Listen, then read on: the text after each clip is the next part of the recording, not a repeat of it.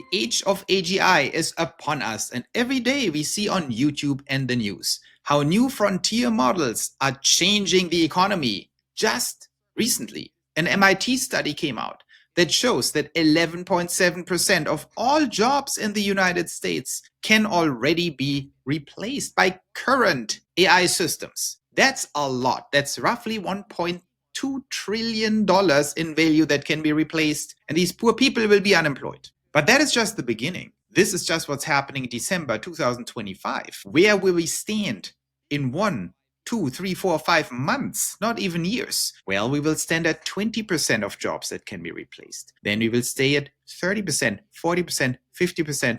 And before end of 2026, I promise you that over 50% of all jobs will be able to be replaced by AI. Now it is time to understand what is really going on with this whole situation, and that is today's topic. We understand the true and deeper nature of the great job replacement and the underlying economic structures that determine this replacement. It is of crucial importance for you guys to understand this. And it took me a while until I was able to come up with this model. I had all these little pieces in my mind, and so do some economists who understand that. But I think this model will help you to understand on a much deeper level what is actually going on. So take a step back, lean back, watch this, and see how the economy truly evolves. So we have here the model that I want to share with you. And in this model, I'm going to start with 3 circles. And what are these 3 circles? Let me show you. On the outer side of things, this is the outer circle. It is the everyday economy. It is mostly blue collar work. And why do I call this the outer circle? You will learn in a minute. But I was walking through a beautiful European city and was looking at all the people, and I was seeing all the stores, the shops, the policemen, the firemen, the people driving the trams, the buses, the restaurants, the coffee shops. And I was thinking, this is why people think Joe and many other AI predictors, venture capitalists and entrepreneurs are crazy. Because how would any of these people be replaced by ChatGPT, right? So what you see first in your everyday life is that outer circle. It is the people on the street. It is the people in the nail salon if you make your little nails. If you're a guy need a haircut, it's the hairstylist. And you think, how the heck is ChatGPT ever going to replace my hairstylist? Or that nice lady that helped me find a sweater in my, department store? Or the baker who gives me my little breads. Well, that is the outer circle. So let's talk about the next circle. I call it the inner circle. The inner circle. And that inner circle is less visible. It is what I call the management economy. What is this? All middle management. For example, if you go into your little bakery and buy your little bread from the person that cannot be replaced by ChatGPT, who actually orders all the dough that goes into the bakery? Who hires that person? Who calls up the office the person walks in and rents out their retail space, right? Who hires the blue-collar worker who set up the bakery? Well, some dude in some high-rise building that you see from the outside, but you don't see the people inside. Who does the taxes of all these people? Who is the middle management overseeing this lower management? Who does the marketing for these management services for the other bakeries in case they want to set up their bakeries? That is the management economy. That includes also finance, all the bankers you don't see, all the consultants, Accenture, 700,000 people doing weird stuff that no one sees, all the tech companies, the accounting firms, all these services, the expensive services, and of course the government administration. So that blue inner circle is where actually most of the economy happens. And we'll see in a second how these circles are connected. But I just want to point you to the fact that you are not seeing these things. You're only seeing the green circle when you walk around outside. And you think this is not going to be replaced. The blue circle, well, that's going to be replaced a little bit more. And let's talk about not the innerst circle, but I call it the core. What is the core of the economy? Where do these circles come from? And of course, the core are entrepreneurs and inventors. The people who invent stuff. The people who invent the new bakery oven that then can be put into a manufacturing site that the blue circle manages, that then can be manufactured and put into the green circle, where the baker actually uses this oven. or the cash machine, the cashier machine, whatever it is, or the new nail polish that some entrepreneur in Korea invented in the core, then sends it to someone in the blue circle to finalize the business model, then puts it in a factory in the blue circle, and then ships the nail polish into the little nail salon in Brooklyn or in Paris, wherever, where then the nail lady puts it on the ladies, hopefully, the ladies' fingernails. So that's how it works. And that is what I call the core. Entrepreneurs and inventors who invent the world, but also capital allocators, the people who look at all the entrepreneurs and say, do I want to give them money? Of course, not dumb capital allocators, not pension fund managers, but actual capital allocators that look at stuff and make actual decisions where to put the money and where the capital gets put to work and actually leverages one of the entrepreneurs or inventors into the blue circle. Also, capital allocators putting capital to work for entrepreneurs that then hire people in the blue circle. We will go there in a second. Finally, I know that some people might get angry at me, but we have to say at the core are also some politicians. It is the people in government who make fundamental decisions, who decide this needs to happen. The state capital has to be allocated here. So maybe they're doing a bad job. Maybe they're all horrible people. But the fact is they're at the core. The core determines which pieces of the blue circle we set up, and the blue circle determines who in the green circle gets hired. By the way, some people have like color issues with their eyes and think it's a yellow circle. So let's say the outer circle, I think it's yellow, green, greenish. If you think it's yellow, it's fine. Okay, how does this all work now? Now we understand the dependencies. The core of the economy, the inventors, the entrepreneurs, the capital allocators, and some political decision makers. They provide the economic models, the funding, the frameworks, and the innovations, the new economic models. By the way, there is no such thing as a product. By the way, we are always talking about economic new solutions. A product is always embedded in some form of new solution that generates more value for humans. That's what I call economic models. So they need to be invented and engineered. They can be engineered on insights in the market. They can be engineered based on access to commodities. Of course, they can be engineered around new technologies or technological capabilities, but someone has to engineer these business models. So the core determines the jobs, the quote-unquote jobs in the blue circle. Then the blue circle manages and administers the capex and the jobs, right? So the capital expenditures of all the companies are managed by blue people, and the jobs in the green outer circle are also mostly determined by the blue people. So the pink people are the blue people hire the outer people. Okay? Now let's look at some numbers here to understand the size of this entire thing. And that is true for most Europeans. This is basically the American economy, but it's pretty much also true for the European economy. Probably also very similar in Korea and Japan. So the outer circle, the stuff you see when you go out and look at the people, the outer circle are roughly 70% of all jobs. And it's roughly 35% of the GDP, of the economy, which already tells you the outer circle has the lowest value jobs, right? If you're a baker, nothing against baker things, but a baker probably earns less than a banker, okay? So therefore, they produce less in GDP terms. So yes, everyone you see on the street, everyone you see in retail, everyone you see in everyday life, the people who might not be replaced so quickly, that's a lot of people, but it's only 35% of GDP. I bullet pointed that as these are the people who deliver reality. Now the blue people, they're only 30% of jobs, but they're 50% of GDP. So they are much bigger per job in terms of their earnings and their importance for the GDP, because it's the entire managerial and administrative class of the entire American economy or the entire European economy, whatever you want. They organize, they manage, they administer reality, right? So reality is what you see, what people do, but someone has to organize the reality, manage the reality, check if the reality works still makes money for everyone, and they have to administer it. Like you are fired, you are hired, you get your pension, you don't get your pension, whatever, the blue people. And then the core. And these numbers are actually real, by the way. I'm not making this up. I made up that it's 0.1% of jobs, so this is just an approximation. It's something around 0.1% and 0.01%. Just think about who is an entrepreneur, who's Zuckerberg, who's Elon Musk, who's Jeff Bezos. Not too many people. By the way, the blue circle includes all executives.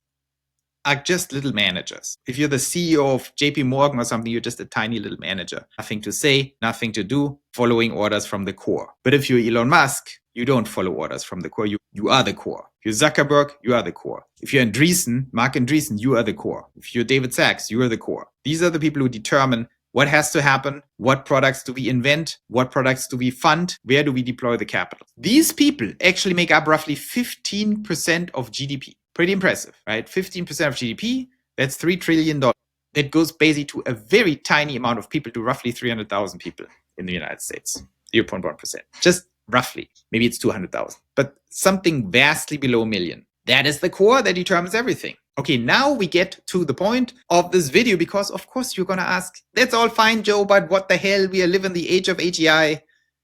How does this even connect to AGI, artificial intelligence, and now the god, the synthetic god made out of silicon, comes down from the sky and sits here in my upper right corner, and I had a little label, AGI impact. So once this god lands in December 2025, what does that god do? Well, boom. Isn't that beautiful, my graphic, by the way? It creates 3 waves of destruction. Job destruction. Economic boost, but job destruction. Okay? The wave number 1 surprisingly does not hit the outer circle, also doesn't hit the core. The first enormous wave of AGI hits the blue people. If you're blue, you have a problem. Why? What do these people do? They get paid a lot of money. In a way, they have a lot of responsibility, but they also have the easiest and dumbest jobs. Sorry to say that, but that's what it is. Corporate, white-collar work is the dumbest work. Of course, there are some people who are not smart enough to do these blue jobs, but in the large scheme of things, it's pretty dumb. If you sit there and you have a Google sheet and you have to type in little numbers and do plus and minus, you don't need to be Einstein. And if you're in HR and have to oversee if someone is not woke enough, you don't need to be Einstein. If you are in marketing and you have to copy paste little email templates, you don't need to be Einstein. And that is bad news, because different from a baker who maybe also doesn't need to be Einstein, but the baker needs to have hands. And having hands is a very big problem for the AGI god. But copying and pasting some marketing templates, putting pluses and minuses in Excel tables like a financial analyst, even writing code like a coder, even planning out factories, not inventing factories, but planning out factories that the core invented, that is something that the AGI god is much, much better at than any human in the blue circle. And so in 2026, we can say that with complete certainty, probably 70 to 80% of all white-collar jobs can be replaced. Not will be replaced, but can be replaced. And from can be replaced to will be replaced is a very short time period because of a factor called greed. Because the people in the middle are going to say, do we really need to waste money on these dumb little blue humans? If our AGI little gods that we invented can do this much, much better and there's literally no reason, they are going to pull the trigger very quickly. So in 2026, this is the wipeout, the conceptual wipeout of the white-collar class will happen within the next 12 months, absolutely guaranteed. The conceptual wipeout. The literal wipeout will probably be delayed by 24 months. That's my prediction. By 2028, it is absolutely game over. But in 2026, we will be able to replace nearly all jobs in white-collar. All financial analysts, all marketing people, all administrative people, all healthcare administrators, everyone in consulting, in taxes, in audits, in accounting. What else is left? Everyone in coding, of course. Other than the core people, it's always the core people, that's a different topic. But that is the first wave of giant destruction. And the interesting thing is this wave is here. Our politicians not super aware. I recently heard that Tennessee, of all places, Tennessee is the state who has that most on their agenda. They have a big dashboard where they measure everything in real time. The Tennessee people, see? Never underestimate Tennessee. And probably some forward-thinking states and forward-thinking countries in Europe are going to follow suit. But no one even knows what to do other than us, of course. In Pioneerlands, we know exactly what to do. But most states don't know that yet. Okay, what happens next? Do you see how I did this? It's so beautiful. The graphics like evaporating and has little dots because now the AI god took over. So wave 2, as you just see, evaporates. Then the outer circle.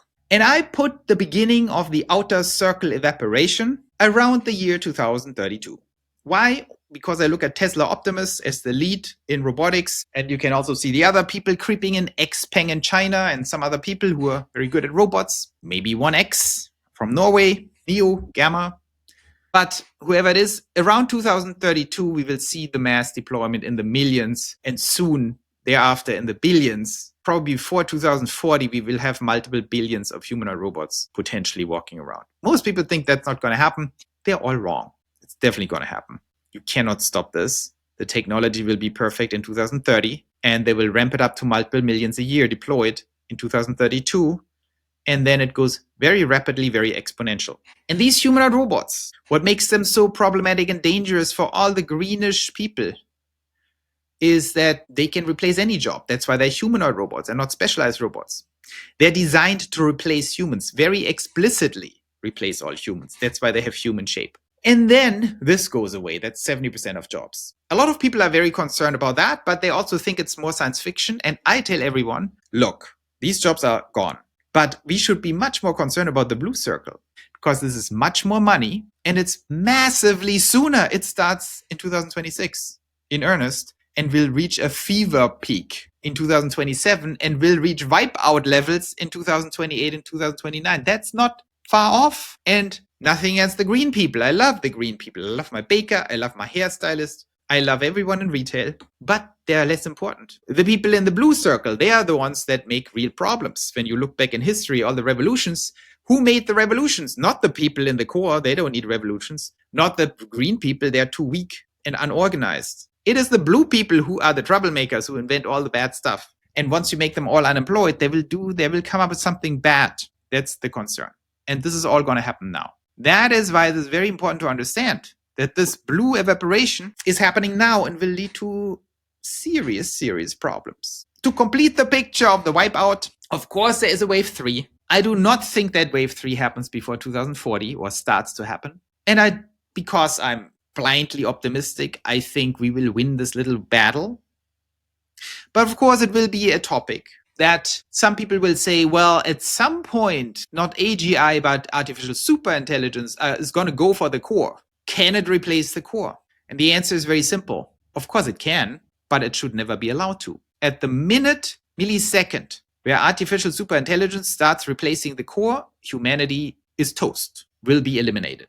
There is just no way around it. A lot of people don't understand that exactly, but I tell you, this is going to happen.